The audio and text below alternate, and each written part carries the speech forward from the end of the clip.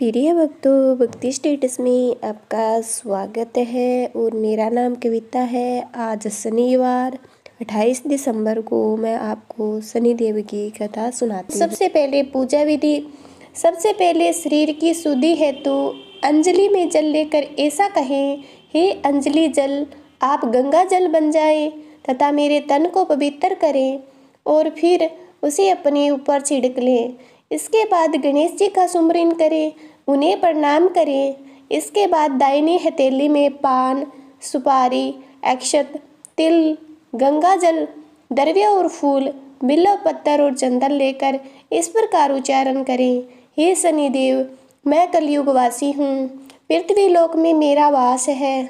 मेरा अमुक नगर है, अमुक मास है, अमुक पक्ष है, अमुक तिथि और अमुक नक्षत्र है। आप मेरे समस्त कष्टों को नष्ट करें। मैं आपका संकल्प करता हूँ। इसके पश्चात हथेली की वस्तु शनिदेव के सिंहासन पर समर्पित कर दें। इसके बाद गंगा जल या साधारण जल से शनिदेव की मूर्ति को स्नान करावें। इसके पश्चात अक्षत, तिल, बिल्व पत्थर, पुष्प, चंदन तथा पुष्पांजलि श्रद्धापूर्वक समर्पित करें। ऐसा कहकर हाथ जोड़कर क्षमा याचना करके प्रार्थना करें, हे शनिदेव, आप सूर्य के पुत्र हैं तथा यमराज के भाई हैं। आप ही मेरे हदार हैं। मैं कर्महीन हूँ, क्रियाहीन हूँ। आप मेरी भक्ति को स्वीकार करें तथा मेरी भूल को क्षमा करें। आपको बारंबार नमस्कार है। इसके बाद ही आप व्रत को करें और एक दुआ है, आज्ञा दी गुरुदेव ने, दीना शीस झुकाए, कथा कहूँ शनिदेव की, भाषा सरल बनाए। बोलो शनिदेव महाराज की जय। तो कथा का प्रारंभ करते हैं। सबसे पहले श्री सरस्वती को सुमरन करके, गणपति जी को नमस्कार करके तथा अपने गुरुदेव के चरणों में माथा नवाकर मैं श्री शनिदेव जी की कथा प्रारंभ करती हूँ। यह शनिदेव जो मनवांछित कार्यों को सफल बनाने वाले हैं तथा जिन्हें सकल नर नारी और 33 कोटि देवता, योगेश्वर, मुनीश्वर ध्याते हैं, वही मेरे देव मेरी त्रुटियों को क्षमा करें और मुझे अपनी शरण में ले। मेरे मन में आपके प्रति अगाध प्रेम है, यह बात सर्वविदित है। जो लोग शनिदेव को ध्याते हैं उनके सकल मनोरथ सफल होते हैं तथा जो ऐसे देव को भूल जाता है वह इस संसार में महान दुख पाता है, नरकगामी को जाता है और अगले जन्म में पशु की योनि में जाता है। जो कथा मैं तन मन से कहने जा रही हूँ उसे आप भी सच्चे मन से ग्रहण करें। एक बार संसार में चहु और पूजे जाने वाले 9 ग्रह एक स्थान पर इकट्ठे हुए, परस्पर विविध प्रकार से वार्तालाप करने लगे। जब बात घूमती हुई उस स्थान पर पहुंची कि हम 9 ग्रहों में सबसे बड़ा और सर्वाधिक पूजनीय कौन देव है, तो प्रत्येक ग्रह देवता सभी को बड़ा कहने लगे। इस बात पर जब बहुत देर तक वाद विवाद होता रहा और कोई निर्णय नहीं हो सका, तो यह तय हुआ कि चलकर इंद्र से इसका निर्णय कराना चाहिए। अंतर 9 के 9 ग्रह इंद्रदेव के सामने उपस्थित हो गए। उन सभी की बातें सुनकर इंद्रदेव भी सोच में पड़ गए, किसे छोटा कहूँ और किसे बड़ा कहूँ, किसी श्रद्धा के पात्र बने, किसके कोप के भाजन। अंत में सोच समझकर निर्णय न करते हुए वह बोले, मैं अल्प बुद्धि, इस बात का निर्णय करने में असमर्थ हूँ। मुझे तो आप सभी बड़े ही नजर आते हो और मैं सभी का आदर्शमान संभाव से करता हूँ। इस पर नवग्रह संतुष्ट नहीं हुए और हट करने लगे कि इसका निर्णय आपको अवश्य करना चाहिए। तब देवराज बोले, आप लोग मृत्यु लोक में जाइए। वहाँ एक अत्यंत न्यायप्रिय राजा विक्रमादित्य राज्य करता है। आप उनके पास जाइए, यह अवश्य आपका कोई न कोई उचित निर्णय कर देगा। इंद्र से निराश होकर 9 ग्रह मृत्युलोक में जाने को तत्पर हो गए। देवराज इंद्र ने जब उन्हें कहा, जाते समय देखा तो प्रसन्न होकर चैन की सांस ली। इस धर्म संकट से निकलना उनके लिए सचमुच ही कितना दुष्कर था, पर अपनी चतुराई से अपने ऊपर आए संकट को राजा विक्रमादित्य पर टाल दिया। उज्जैन नगरी की उन दिनों में सारे ही भारत में दाग थी। एक तो वह राजा विक्रमादित्य के दरबार में बड़े बड़े ज्ञानवान लोगों का सम्मेलन होता रहता था, दूसरी उसे न्यायप्रिय राजा के न्याय से उज्जैन नगरी का सारे संसार में भारत में डंका बजता था। स्वर्ग में जब नवग्रहों का निर्णय न हो पाया तो वह अपने अपने विमानों पर आरूढ़ हो मृत्युलोक में आ पहुँचे।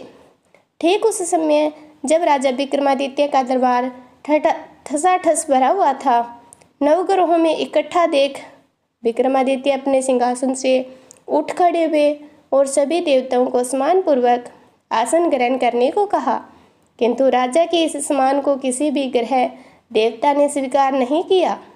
तभी विक्रमादित्य ने प्रश्नवाचक दृष्टि से उनकी ओर देखा तो बृहस्पति देव ने आगे बढ़कर दृढ़ स्वर में कहा, हे राजन, हम यहाँ सब तब तक आसन ग्रहण नहीं करेंगे जब तक कि आप हमारा निर्णय नहीं करोगे कि हम लोगों में सबसे बड़ा कौन है। राजा अपने ऊपर आए इस धर्म संकट को देखकर पल भर तो घबरा गया, परंतु शीघ्र ही उसने सभी को संभाल लिया। उसने अपने मन में एक युक्ति सोच ली। दरबार में छोटे छोटे आसनों की एक पंक्ति प्रवेश द्वार तक पहुंच गई, जहां राजा ने उन लोगों से कहा कि आप यहाँ पर आसन ग्रहण कीजिए और मैं सोचकर अभी अपना निर्णय करता हूँ। यह कहकर राजा अपने सिंहासन पर बैठ गया। सिंहासन के निकट ही जो आसन पड़ा था उस पर भागकर बृहस्पति जी जा बैठे। अगले आसन पर सूर्यदेव जा बैठे, सूर्य के निकट ही चंद्रमा, और फिर इसी क्रम में बुध, मंगल, राहु, केतु इत्यादि ने अपना अपना आसन ग्रहण कर लिया। पंक्ति में 8 में थे भार्गव, किंतु उन्हें भी संतोष था कि उनके बाद शनिचर बैठेंगे, किंतु आसन प्रवेश द्वार के समीप होने के कारण, सबसे अंत में होने के कारण शनिदेव उस पर नहीं बैठे। राजा विक्रमादित्य ने सोचा था कि जो ग्रह उस अंतिम आसन पर बैठेगा वह उसी को विनय और दयाशीलता के आधार पर बड़ा कह देंगे, पर वहाँ तो बात ही दूसरी हो गई। शनिदेव अति क्रोधी और विकट स्वभाव के देवता है। जब वह नहीं बैठे तो 8 ग्रह खिलखिलाकर हंस पड़े। अपना इस प्रकार से अपमान होते देखकर शनिदेव की आंखें क्रोध से लाल हो गई और बुकरीटी तन गई। क्रोध से कांपते हुए बोले, हे राजन, मुझसे वैर लेकर तुमने अच्छा नहीं किया। क्या समझकर तुमने मुझ पर इस प्रकार अपमान करना चाहा है? क्यों मुझे तले बिठाना चाहा है? चांद ग्रह का प्रभाव 2.25 दिन का होता है। सूर्य, शुक्र और बुध का प्रभाव केवल आधा मास का होता है। सोम और मंगल का 2 मास का होता है। गुरु का 13 मास का होता है। राहु और केतु 18 मास का होता है, जबकि मैं 7.5 साल यहाँ रहता हूँ। इसलिए हे राजन, अब तू सावधान हो जा। तूने मेरा जो अपमान किया है इसका दंड तुझे अवश्य मिलेगा। राजा के कुछ दिन तो आराम से बीते, लेकिन शीघ्र ही शनिदेव की कोप दृष्टि फिरी राजा पर 7.5 आ गई। उन्हीं दिनों एक व्यापारी कुछ घोड़े पर बेचने के लिए उज्जैन नगरी में आया था। सुंदर सुंदर घोड़े देखकर राजा का जी ललचा गया। राजा ने उन्हें खरीदने के लिए आदेश दिया। घोड़ों में एक घोड़ा बवर नाम का था। राजा उस पर चढ़कर देखने लगे। कुछ देर तक तो घोड़ा राजा को लिए वहीं घूमता रहा, लेकिन फिर सहसा भाग खड़ा हुआ। राजा को बड़ा अचंभा हुआ। घोड़ा एक भयानक जंगल में राजा को पटक कर अंतर्ध्यान हो गया। राजा अकेले उस वीरान जंगल में भटकने लगा। साय के समय जब उसे प्यास बहुत ही सताने लगी तो जोर जोर से चीखने लगा। उधर एक पगडंडी से एक ग्वाला अपने गांव को जा रहा था। वह राजा की आवाज़ सुनकर रुक गया। राजा उसके पास गया। ग्वाले ने उसकी व्यथा जानकर उसे निकट की नदी पर ले जाकर पानी पिलाया। पानी पीने के बाद राजा स्वस्थ हो गया और प्रसन्न होकर उसने ग्वाले को अपने हाथ की अंगूठी उतार कर दे दी। उससे कहा कि मैं उज्जैन का रहने वाला हूँ, यहाँ रास्ता भटक गया हूँ, तुझे मुझे रास्ता दिखाओ। तब ग्वाला उसे अपने साथ गांव में लाया। वहाँ एक मिष्ठान की दुकान पर राजा ने मिठाई खा पीकर भूख मिटाई और दुकानदार को भी एक अंगूठी उतार कर दे दी। दुकानदार के पूछने पर भी उसने यही कहा कि मैं उज्जैन नगरी का रहने वाला हूँ और उसका नाम विक्रमादित्य है। फिर वह दुकान के बंद होने तक वहीं बैठा दुकानदार से बातें करता रहा। उस दिन दुकानदार की बिक्री बहुत हो गई। उसने सोचा यह भाग्यवान पुरुष है जो इसके आने से आज मेरी सारी बिक्री हो गई। इसलिए रात होने पर उसी से बोला कि उसके साथ उसके घर चले, उसके साथ ही भोजन भी करें। राजा मान गया। जब वह दोनों घर पहुँचे तो दुकानदार की पत्नी ने उनका बड़ा स्वागत सत्कार किया। अतिथि के लिए विशेष रूप से भोजन तैयार किया। भोजन करते समय एक अद्भुत घटना घटी। जहाँ राजा भोजन कर रहा था वहीं सामने की दीवार पर सोने का एक सतलड़ा हार टंगा हुआ था। उसके पीछे एक चित्र था। सहसा ही वह हार वहाँ से अदृश्य हो गया। दुकानदार के यहाँ एक बांदी थी।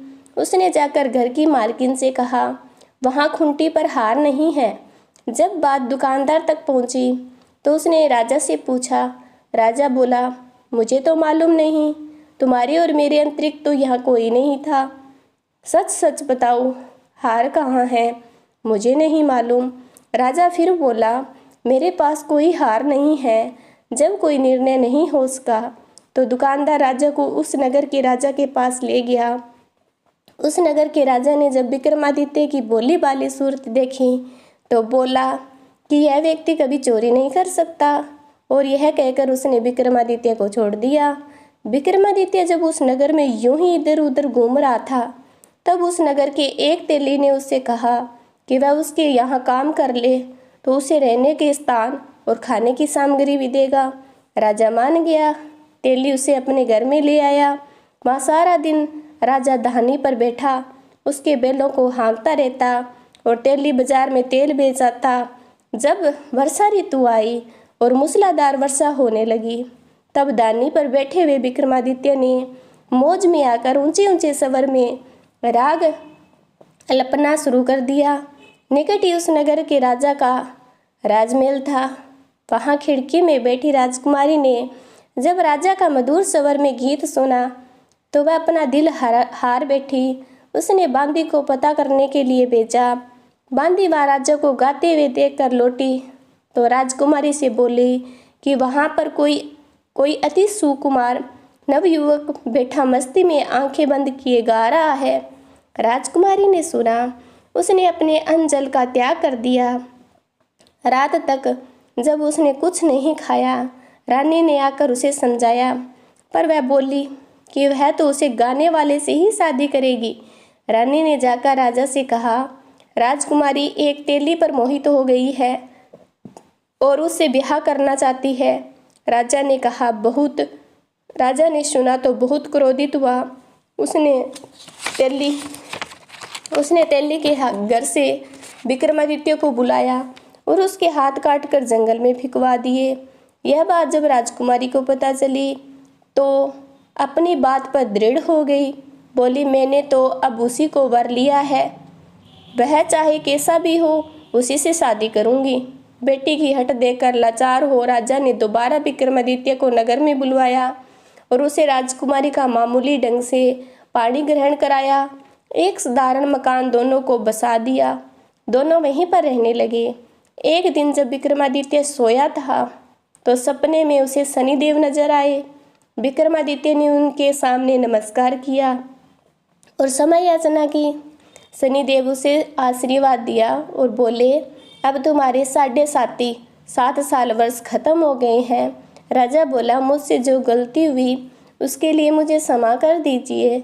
शनिदेव ने मुस्कुराकर उसे आशीर्वाद दे दिया। राजा के दोनों बाजू दोबारा निकल आए।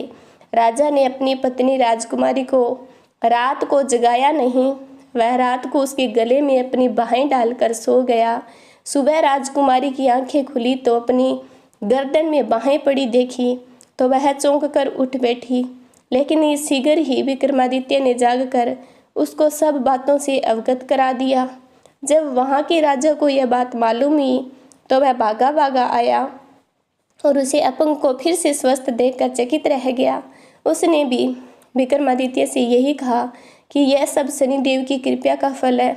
और विक्रमादित्य ने अपना वास्तविक परिचय भी उस राजा को ही दिया और सारा किस्सा विस्तार से सुनाया। सुनते ही राजा विक्रमादित्य के चरणों में गिर गया और समय याचना करने लगा। बस यह खबर शीघ्र ही सारे नगर में फैल गई। दुकानदार को जब यह खबर मिली तो वह भागा भागा आया और विक्रमादित्य के पाँव में लौटने लगा। विक्रमादित्य ने उसे उठाकर आसन पर बिठाया और कहा, तुम घर जाकर उसी खूंटी पर देखो, हार टंगा होगा। और सच ही दुकानदार ने जाकर देखा तो उसी खूंटी पर हार टंगा पाया। नौकरानियों के साथ लश्कर समेत विक्रमादित्य को विदा किया।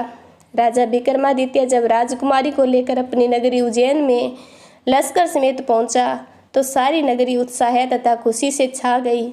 अपने राजमहल में प्रवेश करने से पहले विक्रमादित्य ने नवग्रहों की पूजा की और शनिदेव को सर्वोच्च स्थान दिया। पहला स्थान शनिदेव को दिया। साथ ही उसने अपने नगर में ढिंढोरा पिटवा दिया कि शनिदेव मनोवांछित फलों को देने वाला है। 9 ग्रहों में सबसे ऊंचा स्थान सर्वोच्च स्थान शनिदेव का है। इस प्रकार शनिदेव को मानकर विक्रमादित्य ने अपने राज्य यश और कीर्ति को प्राप्त कर लिया। बोलो शनिदेव महाराज की जय, बोलो नवग्रहों की जय, बोलो शनिदेव महाराज की जय। जैसी सुनी तैसी कही, इसमें झूठ न साच, विक्रम भूप इतिहास को सजनों देखो बाँच। सुने सुनावे शनि कथा, गावे जो चितलाए, सत्य वचन है संत का, वाको संकट जाए। बोलो शनिदेव महाराज की जय। अगर आपको ये कथा अच्छी लगी है तो मेरे चैनल को सब्सक्राइब करना, क्योंकि इस चैनल पर आपको हर रोज़ कथा मिलती रहेगी। Thank you.